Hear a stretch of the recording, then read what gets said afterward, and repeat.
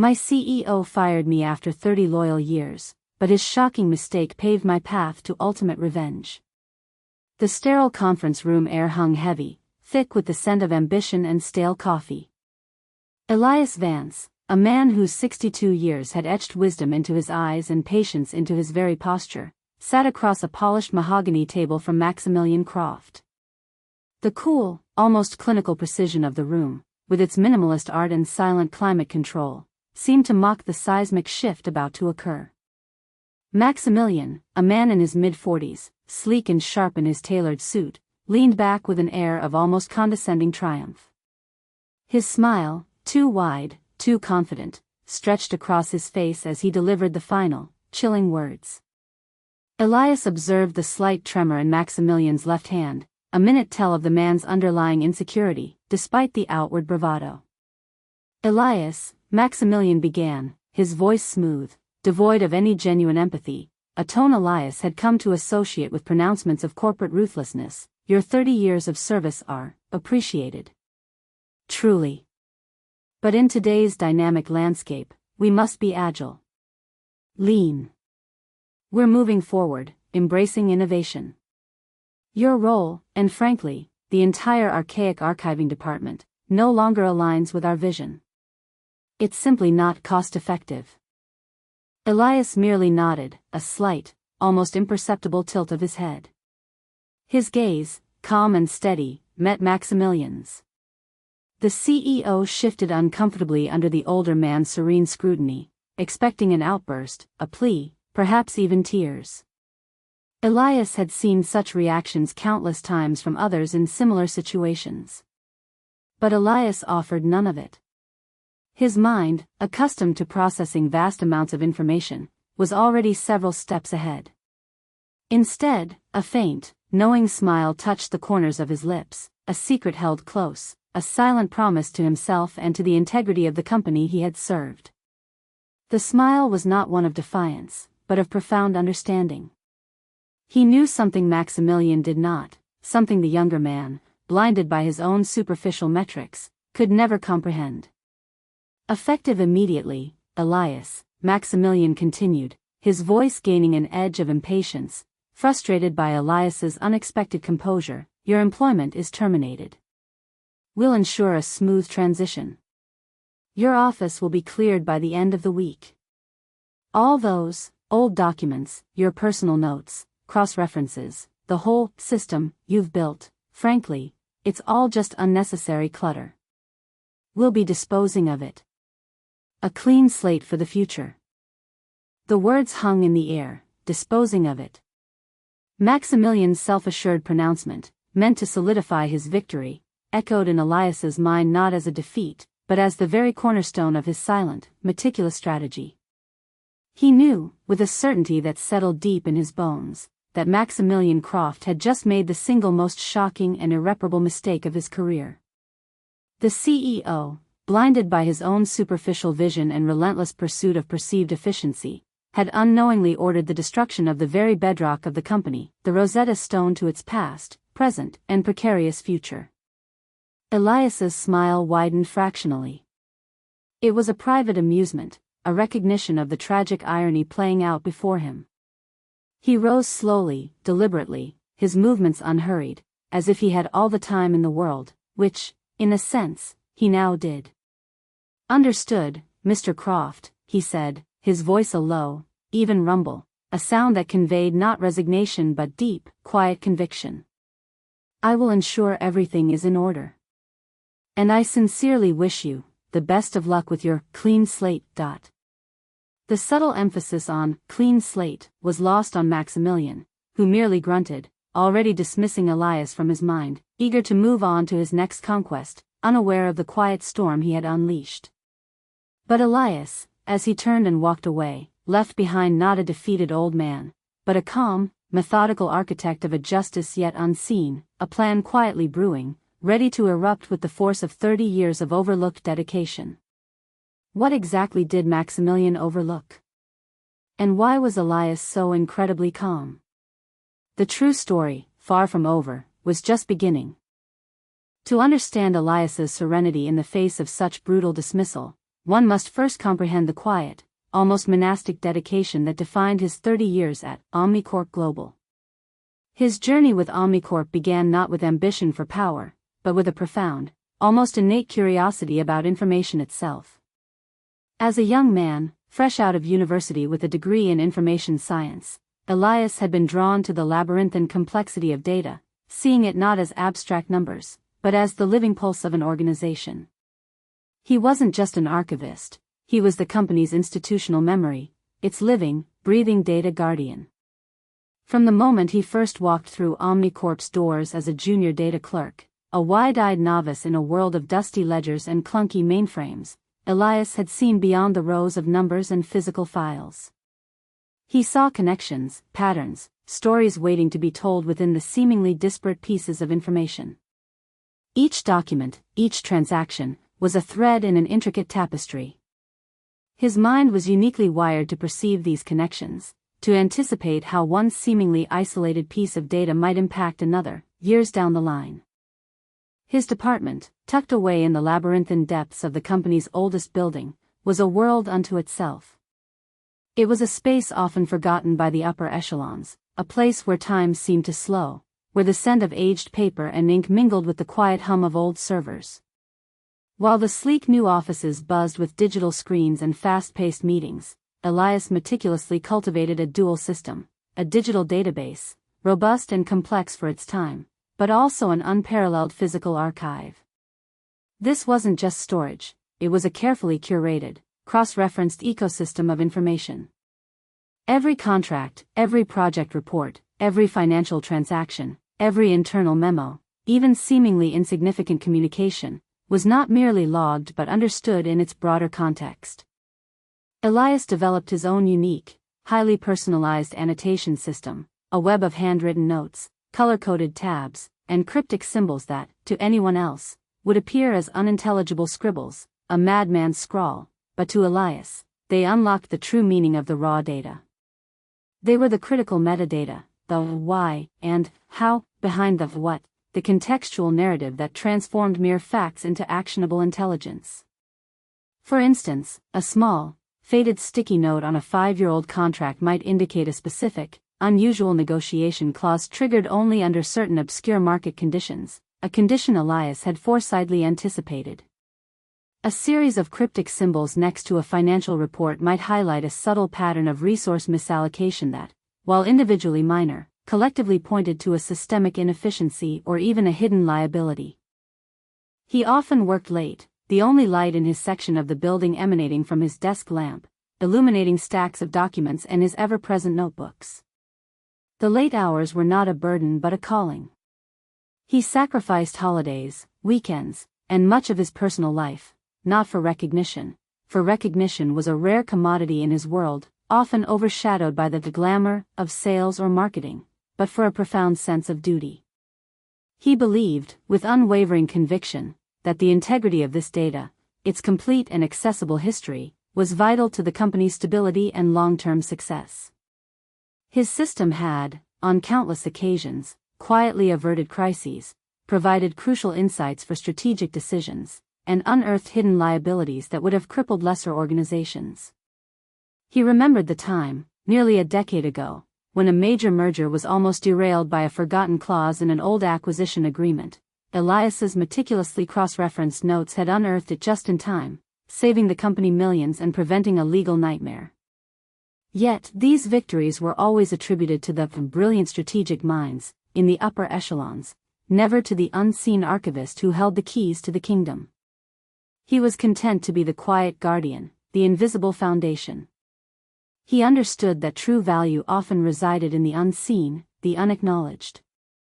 The arrival of Maximilian Croft 2 years prior had been a seismic shift, a jarring intrusion into Elias's orderly world. Maximilian, freshly appointed CEO from an aggressively modern tech startup, saw Omnicorp's venerable history not as a foundation, but as an anchor. He spoke in buzzwords: disruption, lean operations, digital transformation, synergy.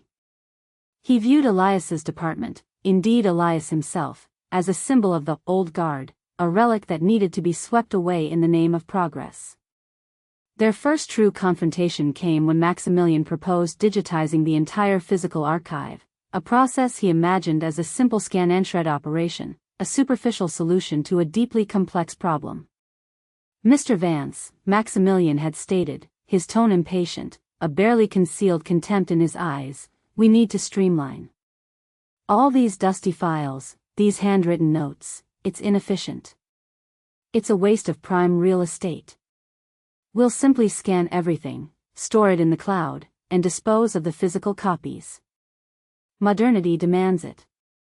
We're talking about millions in savings, Mr. Vance." Elias had tried to explain, patiently and logically, with the calm demeanor of a seasoned academic attempting to enlighten an impatient student. He spoke of the irreplaceable context embedded in his personal annotations, the nonlinear connections that defied simple linear scanning, the sheer impossibility of fully replicating the nuances of his cross-referencing system digitally without an enormous, specialized undertaking. He explained how the physical notes weren't just redundant, they were the index to the anomalies, the markers for potential future issues, the breadcrumbs leading to buried truths, the very story of the data. "Think of it, Mr. Croft," Elias had urged, his voice earnest, "as the company's DNA. We can sequence the genes, extract the raw data, but without the personal medical history, the environmental factors, the specific genetic predispositions, which are my annotations, the raw data tells only a fraction of the story. My notes are that personal history, the true interpretive layer." He had even shown Maximilian examples, attempting to demonstrate how a seemingly innocuous memo from years past, when cross-referenced with a specific legal document and an internal audit report Elias had flagged, revealed a potential long-term liability that was otherwise invisible. Maximilian, however, had merely waved a dismissive hand, a gesture of absolute finality. "Nonsense, Elias. Data is data. It's all just ones and zeros now. We'll implement AI-driven analytics. Efficiency, Mr. Vance. Efficiency. Your personal history is a bottleneck we can no longer afford." He clearly saw Elias's arguments as the desperate clinging of an obsolete employee, a last-ditch effort to preserve his fiefdom. The true value of Elias's work was utterly lost on him, drowned out by the siren song of perceived cost savings and superficial modernity. It was in that moment, facing Maximilian's unyielding arrogance and profound ignorance, that a quiet resolve solidified within Elias. He realized that his duty now extended beyond mere preservation, it extended to safeguarding the company from itself, from the very leadership that sought to dismantle its foundations. He began to prepare his secret weapon. It wasn't born of malice, not then, but of a deep-seated professional foresight and a quiet sense of self-preservation. He knew, with absolute certainty, that Maximilian's aggressive modernization would eventually destabilize the very systems Elias had meticulously maintained. He foresaw the impending chaos, the inevitable errors, the forgotten liabilities that would surface once the foundation was carelessly ripped out. It was not a question of if, but when. His secret weapon wasn't a single document or a hidden hard drive, it was a ghost system. Over the next 2 years, subtly and meticulously, Elias began to replicate the most critical elements of his cross-reference knowledge base into an entirely separate, decentralized, and highly encrypted personal network. This wasn't just a backup of the raw data, it was a distillation of his understanding of the data, the narrative he had built over decades. He focused on the critical vulnerabilities he had discovered over the decades, dormant contracts with unfavorable clauses, overlooked regulatory compliance issues, subtle patterns of financial misallocation that hinted at past irregularities, and, crucially, the specific interdependencies between seemingly unrelated departments that, if broken, would cascade into systemic failure. He did this in small, undetectable increments, often from home, late at night, transforming his personal annotations, his mental model of OmniCorp, into a coherent, interconnected digital Rosetta Stone that only he could fully navigate. He built a system that wasn't just data, but narrative, the story of OmniCorp's hidden truths. He anticipated the obliteration of his physical archives, and he ensured that their essence, their critical contextual layer, would survive. He didn't build it for revenge, not then. He built it because he knew, intrinsically, that this company, this complex organism, needed its memory to survive. And if they chose to sever that memory, he would be the one holding the missing pieces, the quiet, indispensable guardian of the truth. The week following Elias's termination was a masterclass in controlled release, a carefully orchestrated withdrawal. He cooperated fully, offering polite smiles and helpful suggestions to the young, enthusiastic team Maximilian had assigned to digitize and dispose of his archives. He observed their youthful zeal, their almost childlike faith in the unadulterated power of new technology, and felt a pang of something akin to pity. He pointed them towards the most voluminous, least critical paper trails, subtly guiding them away from the truly sensitive physical files until his ghost system was absolutely complete, a digital fortress of knowledge ready for deployment. He watched, with an almost scientific detachment, as decades of his meticulous work, his hand-annotated ledgers, his deeply cross-referenced project folders, his personal journals detailing the evolution of the company's data infrastructure, were casually tossed into recycling bins or marked for off-site shredding. Each discarded document was a small, silent validation of his foresight. Amazing, Elias, one young intern, a cheerful, earnest young man named Kevin, had remarked, holding up a thick binder filled with Elias's intricate flowcharts, hand-drawn with colored pens. You actually drew these by hand? So inefficient. We have software for this now, you know. Elias merely smiled, a gentle, almost benevolent expression. Indeed. But sometimes, true efficiency lies not in speed, but in depth of understanding. In the nuanced connections the human mind can perceive. A lesson, I believe, you will eventually come to appreciate. The intern, oblivious, just shrugged and tossed the binder into the dispose pile, eager to move on to the next stack. Elias felt no anger, only a quiet certainty that the future would indeed provide the lesson. Once his office was cleared, his physical legacy erased, Elias retreated to his quiet home. He didn't issue threats, didn't write angry letters, didn't contact lawyers. He simply vanished from Omnicorp's radar, a ghost in the machine he once upheld. This silence, this apparent absence of resistance, was precisely what Maximilian interpreted as weakness, as confirmation of his astute decision. See? Maximilian crowed to his board of directors a month later, beaming with self-satisfaction. He held up glossy reports filled with fabricated green numbers and upward trending graphs. No fuss. The old guard simply fades away. We're already seeing improved efficiency metrics. Our digital transformation is proceeding ahead of schedule. We're leaner, faster, more agile. We've cut costs, streamlined operations, and the market is reacting positively to our bold new direction. He presented glossy slides of streamlined data flows and optimized workflows, all built upon a foundation he couldn't see was riddled with invisible cracks, a meticulously crafted illusion of progress. Meanwhile, Elias, from the quiet solitude of his home office, a space now filled with the hum of his own powerful servers and the soft glow of multiple monitors, began his silent work. He didn't actively sabotage Omnicorp. That wasn't his way. His revenge was far more elegant, more devastating, built on the immutable laws of cause and effect. He simply allowed Maximilian's flawed new systems to unfold naturally, to expose their own inherent vulnerabilities, to unravel under the weight of their own omissions. Using his ghost system, he meticulously tracked the emerging issues, the subtle data discrepancies that grew into significant mismatches, the misrouted communications that led to missed deadlines, the increasingly strained interdepartmental operations caused by the fragmented information Maximilian's purge had created. He saw the company, once a cohesive organism, becoming a collection of disjointed parts, each operating in its own silo, unaware of the critical dependencies broken by the clean slate. He began to feed information, subtly and strategically, not to the public initially, but to a carefully selected network of individuals. These weren't overt leaks, but rather gentle nudges, planting seeds of doubt and curiosity that would germinate into full-blown investigations. He had cultivated a discreet relationship over the years with an investigative journalist named Clara Rossi, a tenacious reporter known for her integrity and her relentless pursuit of truth. Elias would send her anonymous, highly technical tips, not raw data, but specific lines of inquiry, subtle anomalies in publicly available company reports that, if investigated deeply, would lead to the very issues his ghost system had flagged.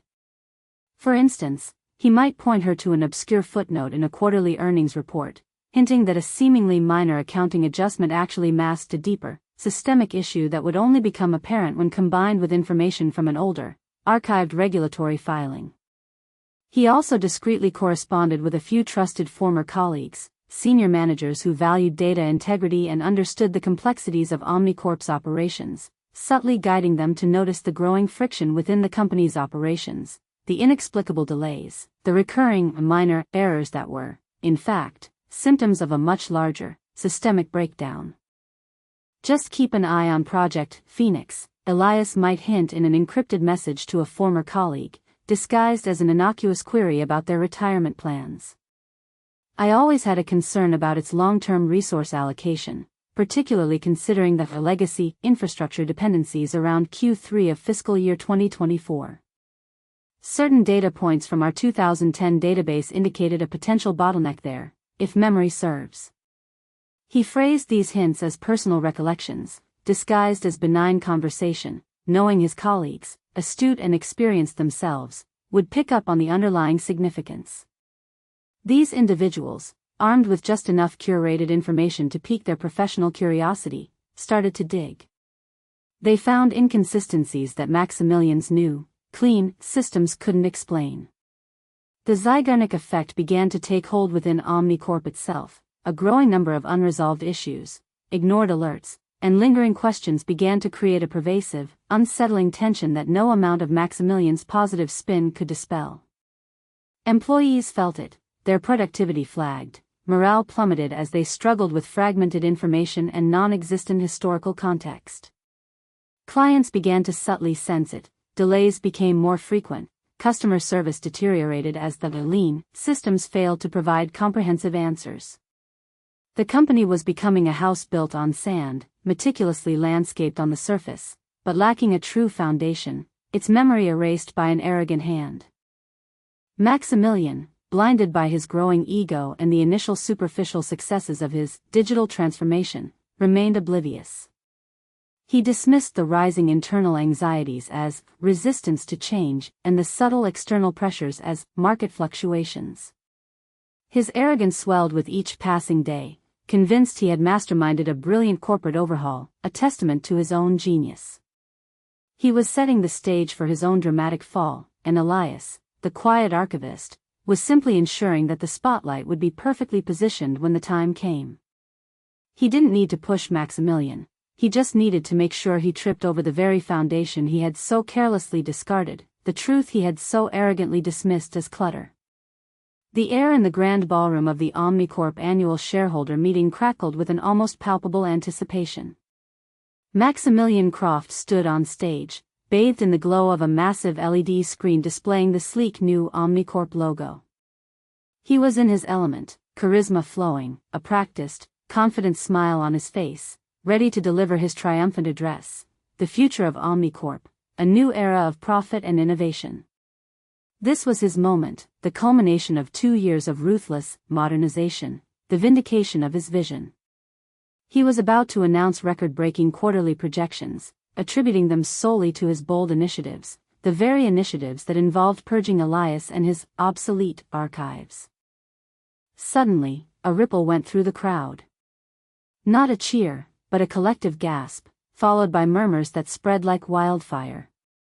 Clara Rossi, the investigative journalist Elias had discreetly cultivated, entered the ballroom, not through the main entrance, but escorted by a visibly agitated board member, Mrs. Eleanor Finch, a woman known for her sharp intellect and unwavering integrity, a quiet force within the company.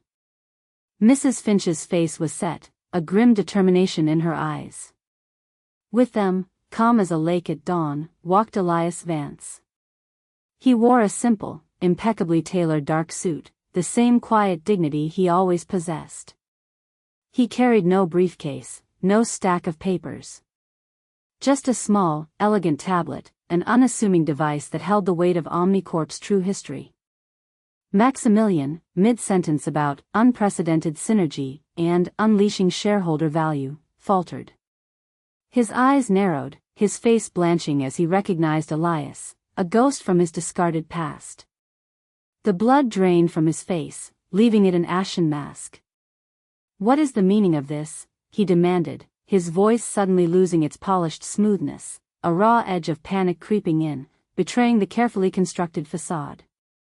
Mrs. Finch, taking the microphone from a stunned Maximilian, her voice clear and resonant, amplified by the ballroom sound system, addressed the room. "Ladies and gentlemen, we've just been presented with information of profound importance, information that challenges the very foundation of Mr. Croft's claims and, indeed, the stability of Omnicorp Global itself."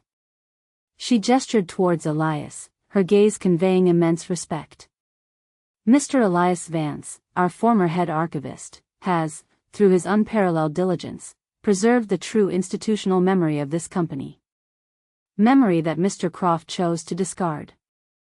Elias stepped forward, his eyes sweeping over the bewildered faces of shareholders, board members, and rival executives. He projected his tablet onto the giant screen behind Maximilian, instantly overriding the CEO's pristine slides, replacing the vibrant green charts with something far more ominous. The screen flickered, then resolved into a complex, intricate diagram. It wasn't raw data, it was a visual representation of the company's core infrastructure, but with a stark difference. Layers of interconnected nodes, lines, and warning symbols glowed in various shades of red and amber, a stark contrast to Maximilian's previous green light projections, a chilling X-ray of the company's true health. "What is this nonsense?" Maximilian roared, regaining some composure, though his face was visibly sweating, a sheen of fear glistening on his forehead. "Security. Remove him. This is a stunt." But Mrs. Finch held up a hand, her authority undeniable. "Let him speak, Maximilian. His words, and his data, are far more pertinent than your denials." Elias began, his voice calm, controlled, utterly devoid of emotion, yet resonating with an undeniable authority. He spoke not with anger, but with the cold, precise language of fact.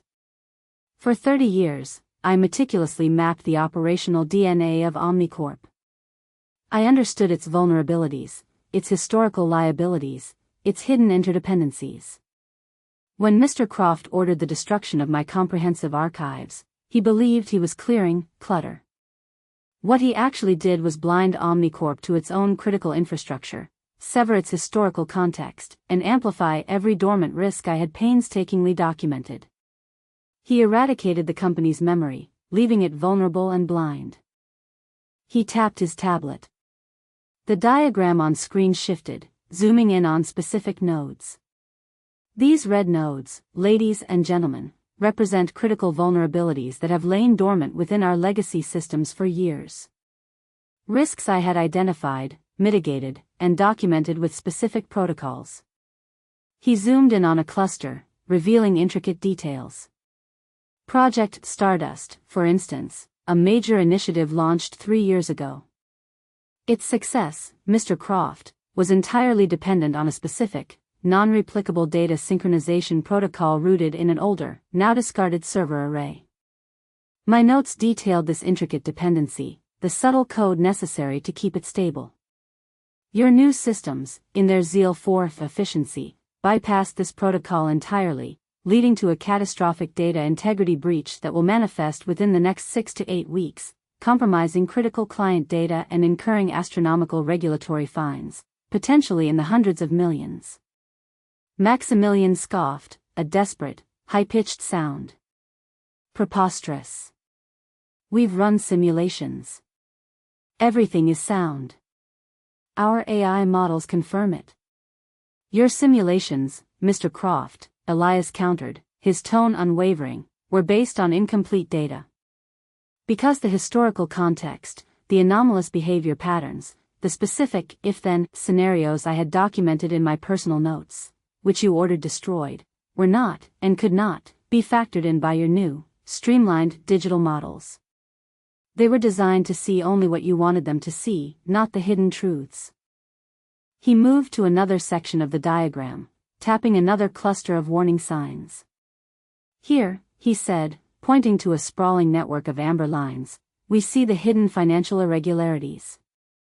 Not criminal, perhaps, but certainly ethically questionable practices rooted in decades-old agreements.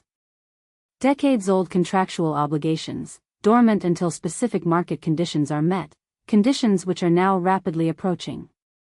My archives contain the precise clauses, the historical precedent, and the specific legal advice that would allow Omnicorp to navigate these without significant loss, or at least mitigate the damage. Without this context, these liabilities will soon activate, draining hundreds of millions from our projected profits and leaving us vulnerable to hostile takeovers from competitors who do understand such historical data. He projected an old scan document onto the screen, an obscure addendum to a long-forgotten supply chain agreement, its true significance only revealed by Elias's meticulous, cross-referenced annotations. It was a ticking time bomb Maximilian had unwittingly armed and primed. The room was silent, save for the furious scribbling of Clara Rossi, her pen flying across her notepad. Maximilian's face had gone from red to an ashen gray. His jaw hung slack. He could see it now, the terrifying truth, the vast, intricate web of consequences. His clean slate wasn't a fresh start, it was a gaping void, filled with the very problems he had dismissed as useless old junk. He had not only fired Elias, he had fired the company's very memory, and Elias had just calmly, precisely, and undeniably presented its detailed autopsy. The shocking mistake wasn't just throwing out old notes, it was throwing out the map to a minefield, a map Elias now held, intact, in his quiet, resolute hand. Maximilian, the ruthless modernizer, had become the unwitting architect of his own spectacular undoing, caught in the very trap he had unknowingly set for himself. The immediate aftermath of Elias Vance's revelation was nothing short of corporate pandemonium. Maximilian Croft, who just moments before had stood as the undisputed titan of Omnicorp, now crumbled visibly on stage. His carefully constructed facade of competence and foresight shattered, revealing a man utterly out of his depth, exposed not just as arrogant, but as dangerously incompetent. He stammered, attempting to refute Elias's meticulously presented evidence, but each denial was weaker than the last, drowned out by the rising tide of murmurs, gasps, and the furious whispers of board members. This is libel. Defamation. Maximilian finally managed to shriek, his voice cracking, pointing an accusatory finger at Elias, his hand trembling uncontrollably. He's fabricating this. He's a disgruntled employee seeking revenge. But Elias merely looked at him with an unwavering gaze, a calm that was far more unnerving than any anger.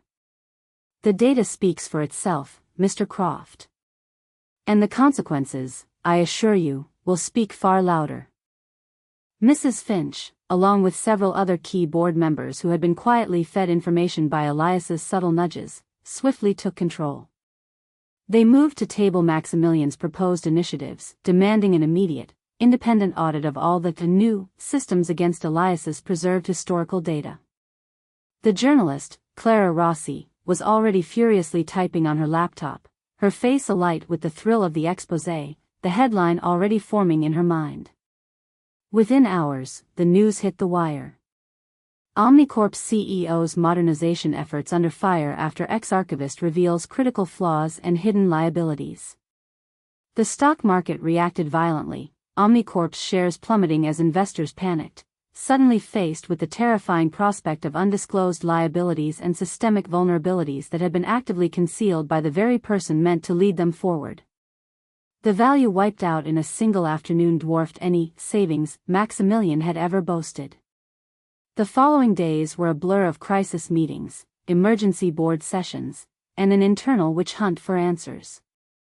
Maximilian was summarily suspended, then formally terminated, his brief, destructive tenure at Omnicorp brought to an ignominious end. The clean slate he had so eagerly sought had become a blank page upon which his own professional obituary was written. His attempts to find new executive roles were met with polite but firm rejections. His reputation as a disruptor had morphed into destroyer. The reactions of other characters within Omnicorp were a complex tapestry of shock, regret, and reluctant admiration. Many of Elias's former colleagues, who had seen his quiet dedication but never fully appreciated the depth of his knowledge, were dumbfounded. They remembered his warnings, his patient explanations dismissed as old-fashioned or resistance to change. Now, they saw the catastrophic validation of his foresight. Some approached him hesitantly, eyes wide with a mixture of awe and shame, apologies stammering on their lips. "Elias," stammered Sarah, the young manager who had once casually referred to his archives as the dusty dungeon, her face pale with regret. I had no idea. We should have listened. We were so caught up in the new vision, we forgot the foundations.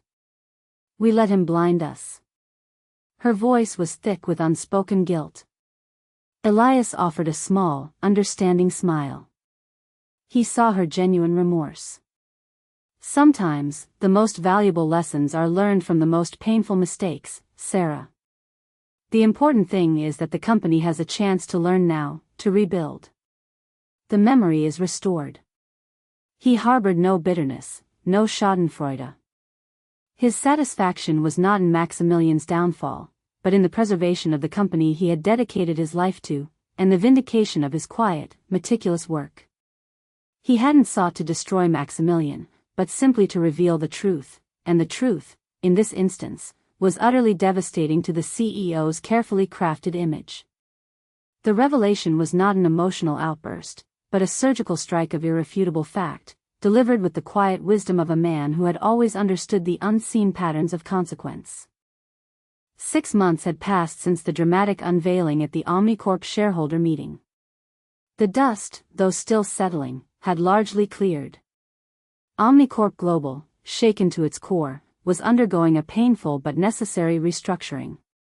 Maximilian Croft, his reputation irrevocably tarnished, had vanished from the corporate world, rumored to be pursuing entrepreneurial ventures in a remote, undisclosed location, far from the scrutiny of the financial press. The company had appointed an interim CEO, a seasoned veteran named Marcus Thorne, who immediately recognized the profound value of historical data and institutional memory, having lived through similar crises in his own long career. Thorne's first priority was to begin the painstaking process of cross-referencing Omnicorp's current systems with Elias's comprehensive Ghost system. As for Elias Vance, his life had transformed. He had politely, but firmly, declined Omnicorp's fervent offer to return to his old position, even with a substantial salary increase, a grand new title, Chief Knowledge Officer, and a promise of a state-of-the-art department. "My work there is done," he had explained to Mrs. Finch, who had personally come to his home to plead, acknowledging the company's profound debt to him. "The system is exposed, and the path to repair is clear. They need a new guardian, one who can build upon the lessons learned, not merely relive the past. My purpose was to preserve the truth, and that has been achieved." His refusal was not a rejection of Omnicorp, but an embrace of his own newfound freedom. Instead, Elias had found a profound, unexpected peace. He now served as a highly sought-after, independent consultant for companies grappling with legacy systems and digital transformation challenges, often referred to as the data whisperer by those who sought his counsel. His unique expertise in bridging the gap between old and new data, in understanding the human factor in complex information ecosystems, was now recognized as invaluable. He worked on his own terms, from his home, often just a few hours a day, finally able to enjoy the quiet hobbies he had long deferred, tending to his small garden, cultivating rare orchids, reading classic literature, and exploring the intricate patterns of the natural world, much like he used to explore the patterns of data. The world, he realized, was full of unseen connections, and he now had the time to appreciate them beyond the confines of a corporate balance sheet. He invested wisely, not in flashy ventures, but in stable, ethical companies, ensuring a comfortable retirement far beyond what Omnicorp's pension ever would have provided. His home, once merely a place to sleep between long workdays, now felt like a sanctuary, filled with the warmth of his quiet contentment. He occasionally met with Clara Rossi, providing her with insights for her articles, forming a bond of mutual respect that extended beyond their professional connection. He never once gloated, never expressed malice toward Maximilian. His victory was not in revenge, but in the quiet vindication of his life's work and the securing of his own well-deserved peace. Omnicorp, under its new leadership, slowly but surely began its recovery. They were methodically going through the steps Elias had laid out, painstakingly repairing the systemic flaws Maximilian had created. They had learned, the hard way, that true progress isn't about discarding the past, but understanding and building upon it, integrating wisdom with innovation. The company was on a long road to recovery, but it was a road built on truth, not illusion. Elias often reflected on the entire saga, his mind calm and clear, much like the surface of a still pond. He understood that Maximilian's mistake wasn't just about data, it was about a fundamental misunderstanding of value. Maximilian had seen only costs where Elias saw an invaluable asset, only clutter where Elias saw the very nervous system of the company. It was a classic tale of superficiality versus substance, of short-sighted ambition versus deep-seated wisdom. Elias's journey wasn't about an old man clinging to the past, but about a wise man who understood the enduring power of knowledge, context, and foresight. His revenge wasn't loud or destructive, it was the quiet, undeniable power of truth, patiently nurtured and strategically revealed. The greatest power often lies not in what is loudly proclaimed, but in what is quietly understood and meticulously preserved. In a world obsessed with the new and the shiny, remember that true strength often resides in the foundations laid by forgotten hands, in the wisdom accumulated over years, and in the quiet, undeniable truth that often, the most valuable things are the ones others deem useless old junk. Never underestimate the quiet strength of diligence, the enduring power of integrity, and the ultimate justice that awaits those who truly understand the unseen connections in the world. For when arrogance blinds, and foresight is discarded, the path to ultimate vindication is paved not by anger, but by quiet preparation and the patient unveiling of undeniable truth. And there you have it, the story of Elias Vance, a quiet archivist who proved that true power isn't in flashy titles or ruthless ambition, but in the quiet mastery of one's domain and the foresight to protect what truly matters. This tale, like many others we share on this channel, is a testament to the fact that justice, though sometimes delayed, often finds its way through the most unexpected paths, and that the lessons learned from life's challenges can be the most profound. If this story of quiet wisdom and ultimate vindication resonated with you, we have many more narratives of resilience, cunning, and powerful life lessons waiting for you. Make sure you don't miss them. Hit that subscribe button and turn on the notification bell so you're always updated when we release a new story that will make you think, reflect, and perhaps even inspire you. Now, I'm curious to hear from you. Have you ever faced such ingratitude or seen someone underestimate the true value of quiet dedication? And if you were in Elias's shoes, what would have been your first move after being so unfairly dismissed? Share your thoughts and experiences in the comments below. We love reading your insights.